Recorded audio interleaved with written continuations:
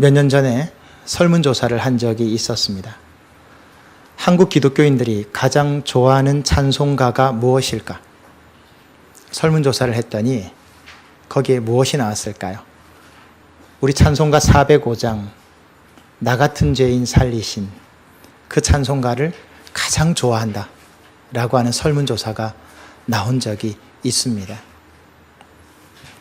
이 찬송을 지은 분은 존 뉴턴이라고 하는 목사님이십니다. 원래 이분은 처음에 아프리카 노예선 선장 출신입니다. 그 아버지가 노예선 선주였거든요.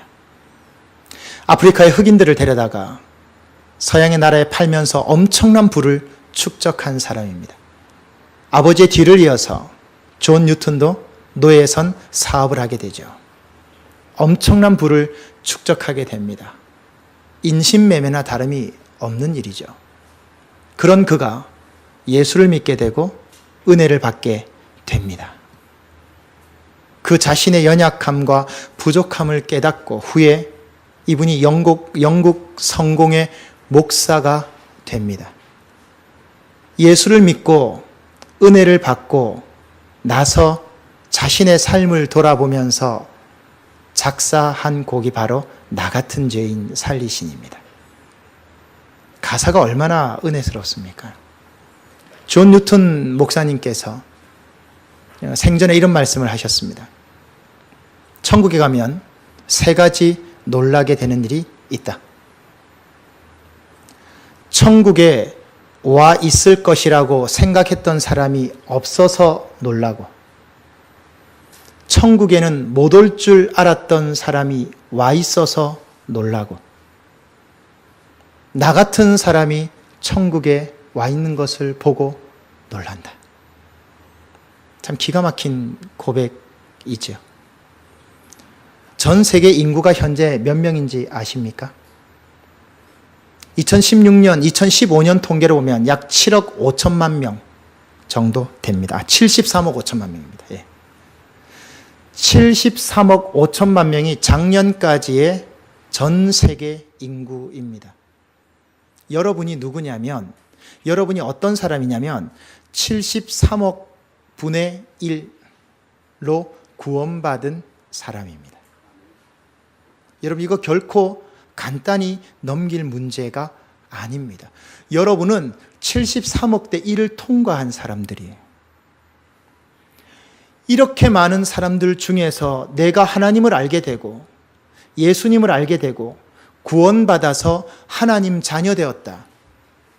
이거만큼 큰 기적이 어디 있습니까? 이거만큼 큰 은혜가 어디 있습니까? 다른 사람들보다 잘나서 구원받은 게 아니에요. 하나님의 전적인 선택하심으로, 하나님의 전적인 은혜로 구원받았다고 하는 점이죠. 오늘 읽은 말씀에 보니까 저와 여러분보다 먼저 더 큰 은혜와 선택을 받은 한 사람이 등장합니다. 그는 바로 예수님의 수제자요, 가톨릭에서 말하는 제1대 교황으로 인정받는 사도 베드로입니다. 그는 원래 동생 안드레의 전도를 받고 예수님을 만나게 되었지만 예수님을 잊어버리고 살아갔던 사람입니다.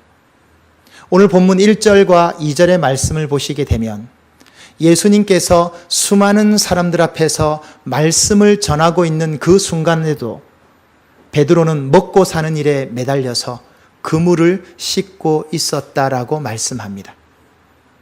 그는 예수님을 잊고 살아가던 사람이었습니다. 바로 그때 예수님께서 시몬을 보시고 그 배에 오르시게 됩니다.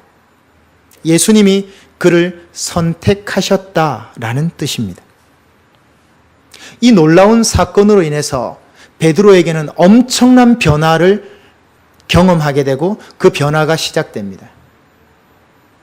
비린내 나는 생선배가 천국 복음 증거하는 강단으로 변화되죠. 텅텅 비어있던 빈 배가 잠길 만큼 엄청난 고기를 잡게 됩니다.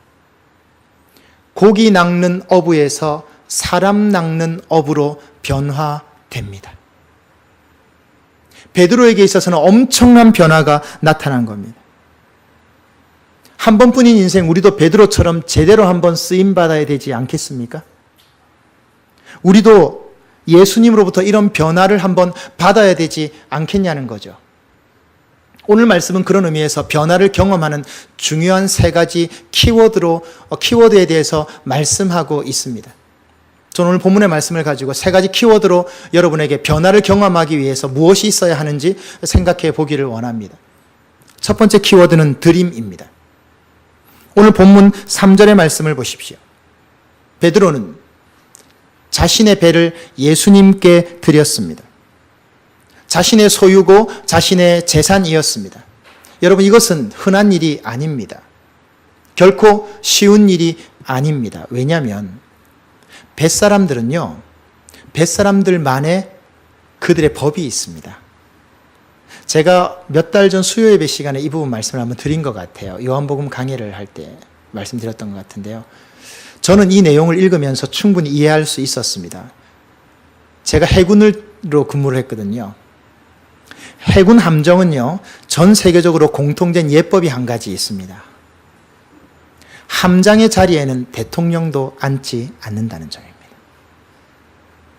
저도 선상 근무를 해봤기 때문에 잘 압니다. 대통령이 그 배를 타죠. 함장의 자리는 절대로 내어주지 않습니다. 다른 대통령 의자를 놓고 앉습니다. 함장이 배에 타면 앞에서 보초를 서고 있는 병사가 마이크를 잡고 이야기합니다. 함장 승선, 함장 승선 두 번 말합니다. 함장이 배에서 내리면 함장 퇴선, 함장 퇴선이라고 정확하게 말합니다. 이것은 전 세계의 모든 배들, 큰 배, 해군의 예법입니다. 무슨 말씀이냐면 뱃사람들은요, 뱃사람들만의 예법이 있고 기질이 있고 질서가 있고 순서가 있어요. 그런데 오늘 말씀해 보면요, 배의 주인은 베드로입니다. 그 옆에서 베드로가 그물을 씻고 있었어요. 배에 오르기 위해서는 반드시 주인의 허락이 필요합니다. 허락 없이 올랐다가는 큰일을 당합니다. 그런데 오늘 말씀해 보면 예수님은 그냥 베드로의 배에 올라탔습니다. 그리고 명령합니다. 오늘 말씀해 보면 베드로에게 허락을 구했다든지 양해를 구했다든지 하는 부분이 하나도 나오지 않아요. 그냥 배에 올라타서요, 말씀 전하고 배를 좀 띄워라 이렇게 말합니다. 다혈질인 베드로의 기질이나 뱃사람들의 정서로 보아서 자칫하다간 예수님이 화를 당할 수도 있는 문제였습니다. 그런데 베드로는 그렇게 하지 않습니다. 예수님이 배에 오른 순간부터 그 배의 주인은 예수님인 것처럼 배를 움직입니다. 조금 뛰어라 그러면 그대로 뜁니다. 그 배에서 그대로 말씀을 전하도록 베드로가 지켜보고 있습니다. 이 일로 인해서 생선배가 강단이 된 것입니다. 만약 베드로가 자신의 소유를 주장했다면 그는 제자도 될 수 없었고 예수님으로부터 어떠한 변화도 경험하지 못했을 것입니다. 사랑하는 성도 여러분, 하찮은 종이 한 장도요, 전문적인 화가의 손에 들려지면 멋진 작품이 나오죠. 길바닥에 굴러다니는 하찮은 돌덩이 하나도요, 전문가의 손을 거치면 멋진 작품으로 탄생됩니다. 하물며 우리 인생의 창조자 되시고 근원 되시는 주님 앞에 저와 여러분의 인생을 맡긴다면 얼마나 아름답게 작품으로 만들어 주시겠습니까? 하나님께 여러분의 삶을 드리기만 한다면 하나님께서는 여러분을 가장 아름다운 작품으로 만들어 주실 것입니다. 베드로처럼 하나님께 먼저 우선권을 드리면 됩니다. 우선권을 드린다는 것은 어려운 문제가 아니에요. 우선권이 뭡니까? 하나님의 일과 내 일이 있을 때 먼저 하나님 원하는 일을 하는 것, 그게 우선권입니다. 무슨 대단히 거창한 일이 아닙니다. 그렇게 우선권을 하나님께 먼저 드릴 때 내 삶의 변화가 그때부터 시작되는 겁니다. 나를 명품으로, 작품으로 만들어주실 내 인생의 조각가 되시는 예수님 앞에 여러분의 것을 먼저 내어드릴 수 있게 되시기를 주님의 이름으로 축원드립니다. 두 번째 키워드는 순종입니다. 여러분 베드로를 잘 아시죠? 베드로가 얼마나 불같은 사람입니까? 베드로가 얼마나 성격이 급한 사람입니까? 베드로가 얼마나 다혈질적인 사람입니까? 베드로는 그 품에 작은 칼을 가지고 다녔던 사람입니다. 그 장면이 어디에서 나옵니까? 예수님 잡혔을 때 칼을 휘둘러서요, 그 잡으러 온 사람의 귀를 잘랐던 사람입니다. 보통 성격의 사람이 아닙니다. 불같은 성격의 사람입니다. 그러나 한편으로 그는요, 주님의 말씀에 전적으로 순종할 줄 아는 사람이었습니다. 본문 4절과 5절의 말씀을 보십시오. 그는 지난밤 한숨도 잠을 자지 못했습니다.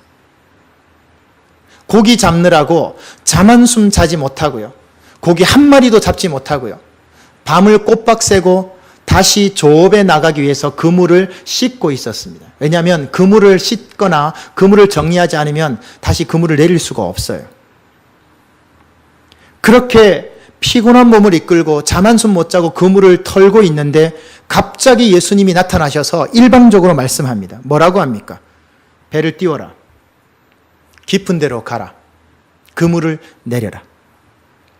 도무지 이해할 수 없고, 도무지 납득할 수 없고, 도무지 받아들일 수 없는 거예요. 여러분, 더 중요한 게 뭔지 아세요? 이 타이밍은 베드로가 원하는 타이밍이 아니에요. 지금 베드로의 타이밍은요, 베드로의 시간은요, 그물을 털어야 되는 시간이에요. 잠을 자야 되는 시간이에요. 근데 그 시간에 예수님이 불쑥 들어오셨어요. 내 계획과 상관없고, 내 시간과 상관없고, 내 때와 상관없이 예수님이 그냥 들어오셔서 일방적으로 명령하셨어요. 베드로는 거절할 수 있었습니다. 주님, 맞는 말씀인데 내 때가 아니에요. 이건 내 타이밍이 아니라고요. 이때 들어오시면 안 돼요. 나중에 오세요. 조금 이따 할게요. 6시간 뒤에 하겠어요. 그렇게 할 수 있습니다. 그리고 예수님 말씀이요, 맞는 게 하나도 없어요. 왠지 아세요? 누가 고기를 낮에 잡으러 갑니까? 고기는 불 켜놓고 밤에 잡습니다. 그리고 지금 베드로가 무엇하고 있습니까? 그물 털고 있습니다. 그물을 털어야 그물을 내린다고요. 그 그물에 불순물이 많이 걸려 있어서 아무것도 잡을 수가 없어요. 반드시 그물을 내리려면 그물을 털어야 돼요. 여러분 보세요. 시간도 안 맞죠? 장비도 안 맞죠? 하나도 맞는 게 없어요. 아무것도 맞는 게 없어요. 그런데 베드로 어떻게 합니까? 주님 말씀대로 순종해서 그대로 배를 몰고 나갑니다. 배를 띄워라 그랬더니 배를 띄웁니다. 말씀이 끝날 때까지 기다립니다. 깊은 데로 가라 그랬더니 깊은 데로 갑니다. 그물을 내려라 그랬더니 그물을 내립니다. 바보입니까? 어리석은 겁니까? 세상 물정을 모르는 겁니까? 이렇게 모를 수 있습니까? 베드로가 전문가입니까? 예수님이 전문가입니까? 고기 잡는 데는 베드로가 전문가요. 그는 태생적 어부입니다. 그런데 여러분 6절의 말씀을 보십시오. 어떤 결과가 나타납니까? 고기를 잡는데 그물이 찢어질 정도로, 배가 잠길 정도로 고기를 잡아 올립니다. 말도 안 되는 순종인데 결과는요, 그물이 찢어질 정도고 배가 가라앉을 정도로 고기를 잡아 올린 거예요. 순종이라는 것이 계산하거나 인간적인 경험이 아니라, 내 생각이 아니라 내 주장이 아님을 보여주는 장면입니다. 사랑하는 성도 여러분, 예수님 앞에서 내 경험과 내 주장과 내 생각을 말하지 마십시오. 그냥 주님 말씀 앞에 단순하고 어리석게 보이더라도 한번 순종해 보십시오. 하나님 앞에서는 계산하거나 손익을 따지지 마십시오. 그것은 믿음이 아니라 거래고 장사고 사업이죠. 계산대로 하면 할 수 없는 게 너무나 많지요. 이해되어서 하는 건 순종이 아닙니다. 솔직히 말씀드리면 계산으로 따진다면 하나님이 여러분보다 더 계산은 빠릅니다. 훨씬 더 빠릅니다. 주님 뭐라고 하셨습니까? 30배, 60배, 100배라고 했습니다. 장사하는 사람들 2배 남기면 많이 남긴 거거든요. 3배 남기면 대박 나는 겁니다. 주님 뭐라고 하십니까? 기본이 30배입니다. 누가 계산이 더 밝은 거죠? 누가 더 계산이 빠른 거죠? 누가 더 계산이 정확한 거죠? 주님이 더 정확합니다. 주님이 더 확실합니다. 왜? 최소 30배, 최대 100배입니다. 이삭도 그 해에 농사를 지어 100배 거뒀다 하지 않습니까? 최대가 100배입니다. 최소는 30배입니다. 주님 앞에서 계산하지 마십시다, 우리 계산보다 훨씬 더 빠릅니다. 그거 뛰어넘어서 순종하십시오. 사무엘상 15장 23절 순종이 제사보다 낫고 듣는 것이 수장의 기름보다 낫다. 정확한 표현입니다. 순종하는 것이 제사 예배 드리는 것보다 낫고 말씀을 듣는 것 듣고 행하는 것이 수장의 기름 제물보다 낫다는 겁니다. 베드로처럼요. 내 생각과 내 주장과 내 경험을 넘어서는 것이 순종입니다. 그때 변화는 시작되고 변화는 경험되는 것입니다.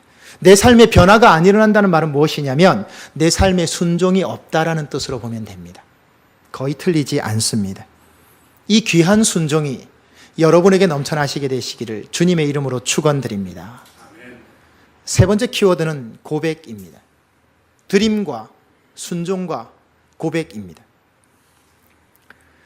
베드로는 주님을 향한 신앙의 고백이 분명했던 사람입니다. 그는 기적을 체험하고 나서 주님을 향한 고백이 달라진 사람입니다. 5절 말씀을 보십시오. 베드로가 처음에 예수님을 만났을 때 뭐라고 말씀합니까? 선생님이라고 부릅니다. 그런데 순종하고 나서 주님의 기적을 경험하고 나서 베드로의 고백이 바뀝니다. 8절 말씀에 보면 뭐라고 합니까? 주님이라고 합니다. 주여라고 말합니다. 호칭이 바뀌었습니다. 여러분, 인간 사이에서도 부르는 호칭은 그 사람의 위치를 말해주는 겁니다. 그래서 소위 말하는 다 장이 되고 싶어 하죠. 완장 찬다고 하지 않습니까? 그겁니다. 부르는 직함에 따라 그 사람의 위치가 달라지기 때문입니다.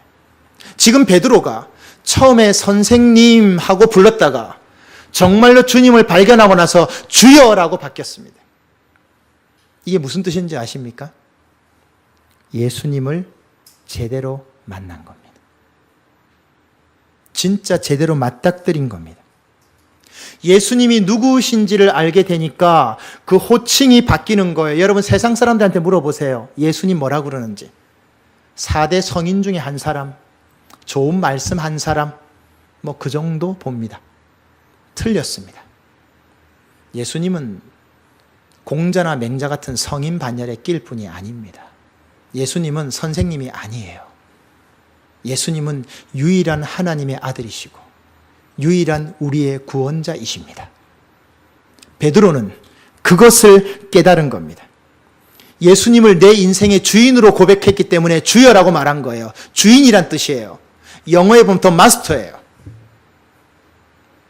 내 인생의 주인이 내가 아니라는 걸 발견한 거예요. 여러분 근데 이상하지 않습니까? 저는 이 장면이 참 어색하다고 생각합니다. 여러분 이 장면을 자세히 보십시오. 6절, 7절 말씀, 이 5절, 6절, 7절, 8절 말씀 자세히 보십시오. 소위 말하는 대박이 났습니다. 대박이 난 거예요. 고기를 엄청나게 잡았다고요. 배가 가라앉을 정도로 고기를 잡았잖아요. 그럼 대박이 난 거예요. 그럼 기뻐하고 좋아해야 돼요. 즐거워해야 된다고요. 소위 말하는 로또 복권에 당첨된 거랑 똑같은 거예요. 그런데 그 자리에서 자신의 죄인됨을 고백하고 있습니다. 그 자리에서 예수님 앞에 무릎을 꿇고요. 지금 자신의 죄인됨을 고백하고 있다고요. 여러분 왜 이렇게 하죠? 주님 감사합니다. 이런 복 주셔서 감사합니다라고 이야기할 수 있잖아요. 주님 이제 내가 대박 났습니다. 물질의 복을 엄청나게 받았습니다. 내가 원하는 거 다 이뤘습니다. 감사합니다. 할렐루야 할 수 있잖아요. 근데 그 앞에서 무릎 꿇고요. 엎드려서 나는 죄인입니다. 나를 떠나십시오라고 말합니다. 하나도 맞는 장면이 아니에요. 왠지 아세요, 여러분? 여기에 정말 귀중한 게 담겨 있어요. 정말로 하나님의 능력을 경험해 본 사람은요, 먼저 나오는 반응이 기쁨이 아닙니다. 두려움입니다. 그 하나님의 엄청난 능력 앞에서 형편없고 초라한 내 자신을 본 거예요. 베드로는 두려움을 느낀 거예요. 하나님의 엄청난 능력, 엄청난 기적, 엄청난 힘 앞에서 자신의 초라하고 형편없는 모습을 비로소 본 거예요. 그래서 내가 형편없는 존재라는 걸 본 거예요. 하나님의 능력 앞에 자신의 한계를 보게 된 거죠. 누가 하나님의 은혜를 받으면 즐겁다고 했습니까? 아닙니다. 하나님을 제대로 만난 사람은요, 반드시 두려움을 느낍니다. 그게 먼저입니다. 힘세고 잘 나가던 어부요, 대박난 어부가 아니라 주님 앞에서는 살 수 없는 죄인임을 깨달은 베드로. 배가 잠길 정도로 걷어 올린 고기가 중요한 게 아니라 그 능력을 보이신 주님 앞에 나의 죄인됨을 본 게 중요한 거예요. 베드로는 대박 난 거예요. 거부가 된 거예요, 이제. 근데 그 길 안 갔잖아요. 그 길로 주님을 따르잖아요. 저도 좀 부끄러운 고백을 하나 하려고 합니다. 저는 지금까지 우리 예장 교단 안에서 대전 밑으로, 대전 이남 지역으로 정말로 좋다고 하는 굴지의 교회들에서 사역을 했습니다. 이름만 대면 알 수 있는 총회장, 노회장 다 배출된 그런 기라성 같은 교회에서 부교육자 생활을 했습니다. 사역하면서 인정도 받았습니다. 아까 우리 김동태 집사님께서 참 부족한 종을 위해서 기도해 주신 거 참 감사합니다. 말씀에 은혜 받았다고, 말씀에 변화되었다고 많은 성도로부터 칭찬 많이 받았습니다. 많은 대접을 받았고, 많은 섬김을 받았고, 많은 영광을 받은 것이 사실입니다. 그러나 정말로 중요한 진실 한 가지는 주님 앞에서 저는 철저한 죄인이라는 점입니다. 주님 앞에서 목사직도 수행할 수 없을지도 모른다라고 하는 두려움을 느낄 만큼의 그런 죄인이라는 점입니다. 여러분은 모르잖아요.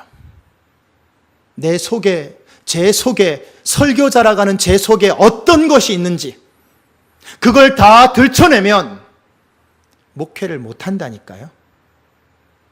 부천 상록수 교회 담임 목사의 자리를 못 지킨다고요. 하나님의 능력 앞에 너무너무 감사하고 귀한 일이 많지만 그걸 다 드러내면 적어도 하나님 앞에서는 아무것도 아니라고요. 여러분과 비교할 수 없을 만큼 지금 감옥에 들어가 있는 사람보다 더한 죄인이라고요. 얼마나 부끄러운지 아십니까, 여러분? 이 자리에 한번 설 때마다 얼마나 갈등이 되는지 아십니까?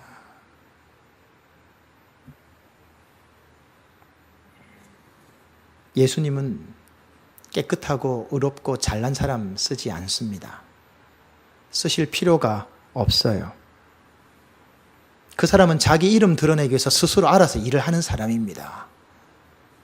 그래서 주님과는 상관이 없어요. 어떤 사람이 주님과 상관이 있습니까? 주님, 세상 사람들이 나를 다 칭찬하고 내가 이 정도면 괜찮은 사람이라고 말한다 할지라도 주님 앞에서는 아무것도 아닙니다. 주님 앞에서는 죽어 마땅한 죄인입니다. 저와 여러분은 안 들켰기 때문에 이 자리에 앉아 있는 거예요. 그걸 감사해야 되는 거예요. 주님이 오래 기다려 주셔서 우리가 이 자리에 앉아 있는 거예요. 그거 아니면 벌써 끝난 인생이라고요. 주님 뭐라고 하셨습니까? 건강한 자에게는 의사가 필요 없고 병든 자에게라야 의사가 필요하다. 이 무슨 말입니까? 건강한 사람이 의사를 왜 찾아요? 병든 사람이 의사를 찾아요. 스스로 잘났다, 스스로 괜찮다, 스스로 어느 장지에 올랐다라고 생각하는 사람이 주님을 간절히 왜 찾냐고요? 그런 사람은 주님과 상관이 없는 사람이에요. 예수님을 찾는다는 건 뭐예요? 부족함이 있는 거예요. 연약함이 있는 거예요. 내 죄된 모습을 아는 거예요. 다른 모든 사람이 나를 칭찬해도 나는 하나님 앞에 형편없는 사람. 이것이 나의 실존. 베드로는 그것 때문에 쓰임받은 거예요. 여러분 자신 있게 하나님께 말씀하실 수 있으세요? 정말 하나님이 여러분의 죄를요, 마음에 있는 모든 것, 머릿속으로 생각한 모든 것을 다 들춰내면 여러분, 저와 여러분 가운데 온전할 사람이 누가 있습니까? 아무도 없습니다.